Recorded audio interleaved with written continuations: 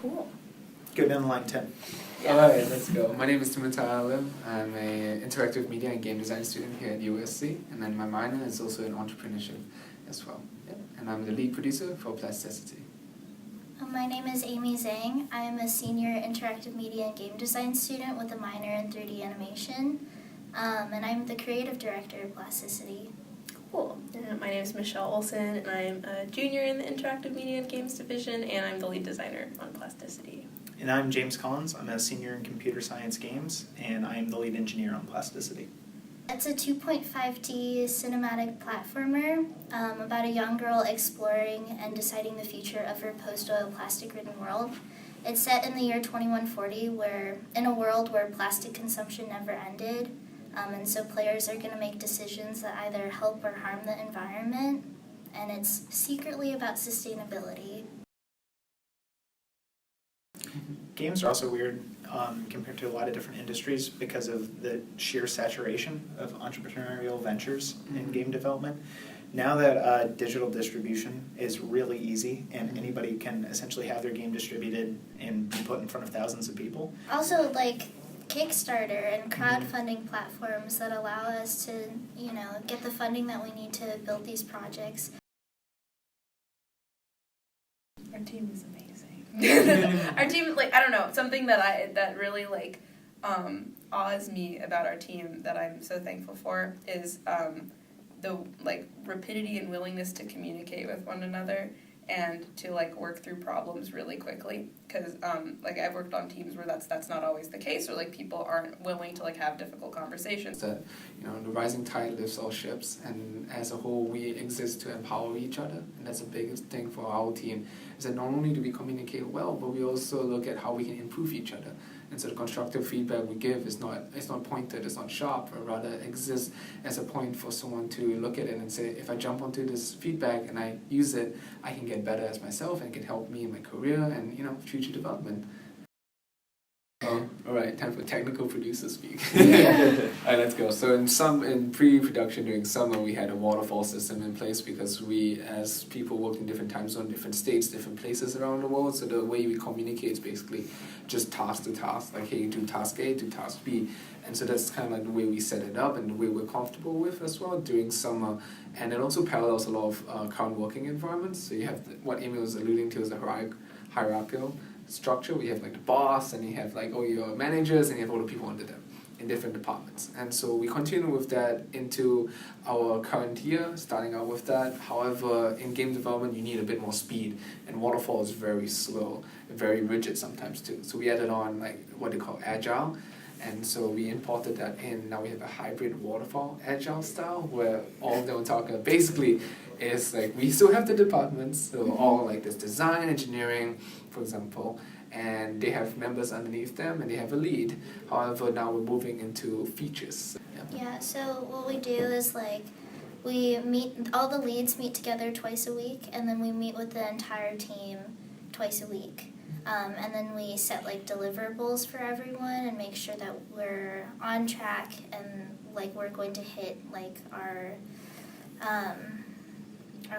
larger milestones. As game director, I'm responsible for fostering the vision of the game.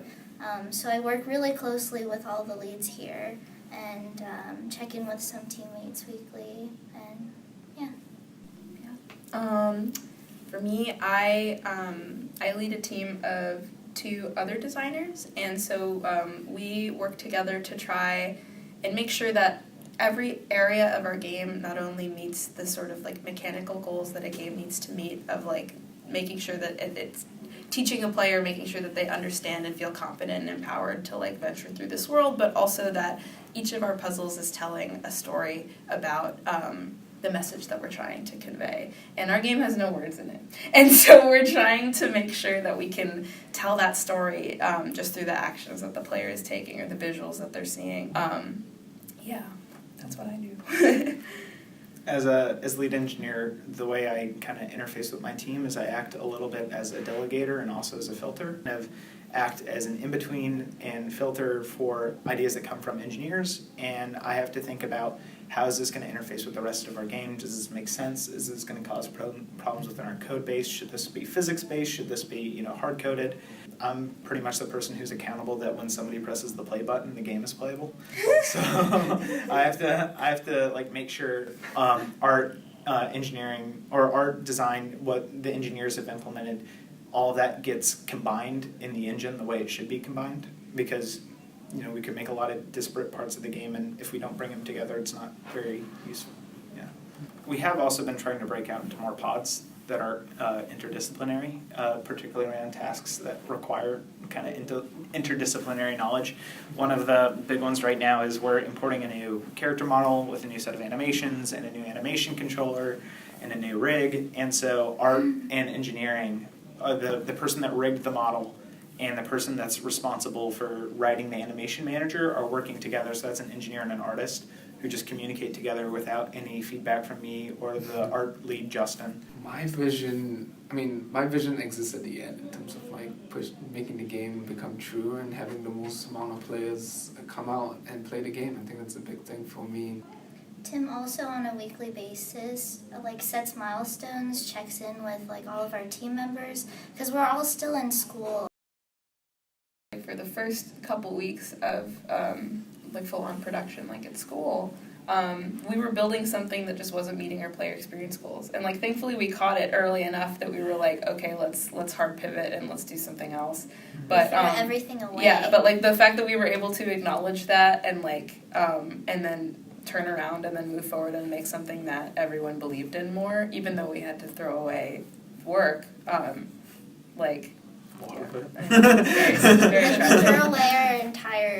We threw away everything. Yeah. And Twice. started over. Yeah. Twice. Oh Yeah. my god.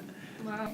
For me as the game director, it's been making sure that I'm communicating the vision of the game really clearly when our team size is so large, and making sure that we're accurately representing what the game is whenever we're doing presentations in front of not just professors, but also in cases where we're looking for funding.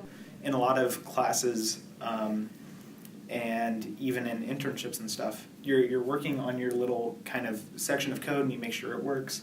But up until this point, there hasn't been a requirement to have a very finished and polished product that you're releasing that you're accountable for. So that's been something to be really aware of and difficult to manage, is that it's not just writing code and somebody approves it and it's submitted and everybody's happy. It's you have to have accountability for making sure everything works and working with all of the engineers to make sure everybody's on the same page. I think being able to really handle conflict and feedback that's negative.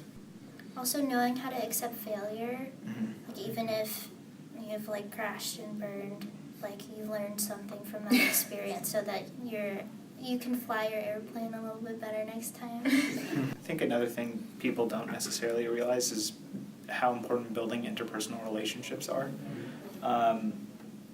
Specifically, you can have a business kind of, as you pointed out, that can fail, but you never really know where the next opportunity is going to come from. Mm-hmm. And having more exposure to people and putting less of the burden on yourself, I think, is useful for exploring different opportunities and getting more diverse set of viewpoints on what makes a good business.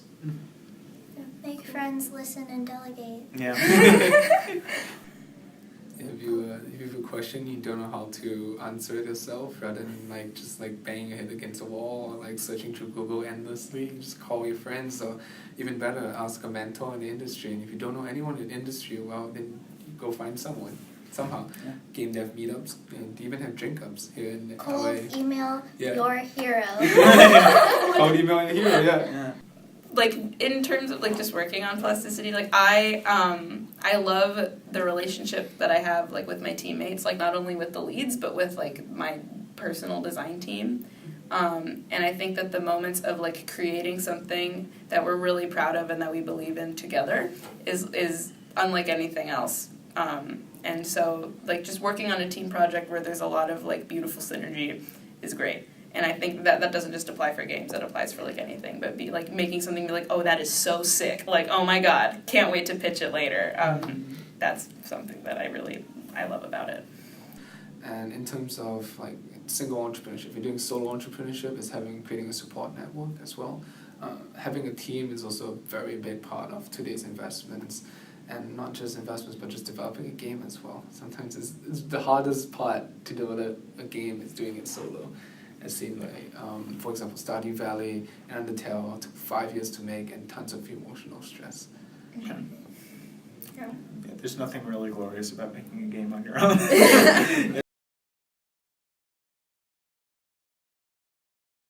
In games, you can scope down. You can have a product that isn't finished in terms of the amount of content you've released, but it is very important to have a playable and repeatable and bug-free user experience.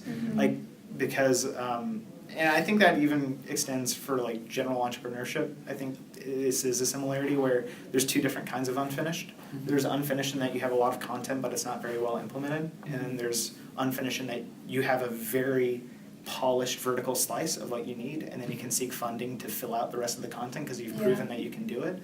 But building something broader that isn't deep, that doesn't work particularly well, that's where I think you run into issues. Yeah. How many times do you want to remake that MVP? It's a big thing. You know, if you actually spend the time creating your systems right now, you might actually lose out on opportunities that arise. But if you make it a paper prototype or it's like something that exists, it's just like screenshots and you can like fake it to make it, and it works out and you get the investment, then you have the question of, can I build it? So you have to kind of balance both sides and move forward iteratively on both ends. I do way better work when I'm well rested and happy. And so, because I was like, sleep's unimportant, happiness is unimportant, whatever. And then I realized, just kidding. I work like at 5 times efficiency when those things are actually like in place. So it's worth sleeping. Yes. So right now we have about like an 8-minute demo, like a hands-on demonstration of our core mechanic, and now moving into alpha, we want to be feature complete. And by beta, we're gonna polish it up. We're not expecting like people to completely reinvent their lifestyle by playing this game. We just want them to start thinking about their use of plastic a little differently, because that's like an integral first step for realizing like a greater global impact of an issue, I guess. Yeah, I think that like environmental games get a kind of like bad rap of being like really boring. That's something that we're all like trying to prove against. Like that game that is about something that's educational can be fun. All time will be Persona 4 The Golden. Oh wow, interesting. Aimee? Do you need a second? Can I like pick between like 3? Okay, That's I really love Inside. I really love What Remains of Edith Finch, and recently I've really loved Donut County. That was It's a fun game. Yeah. It's so cool. Yeah, like I am I bleed Nintendo blood. I have a Zelda tattoo on my arm. It's like you can't quite see it, but We're big fat nerds. I'm a big fat nerd. But Zelda games, I love them. Breath of the Wild is my favorite, and Mine is World of Warcraft. Easy peasy. Wow.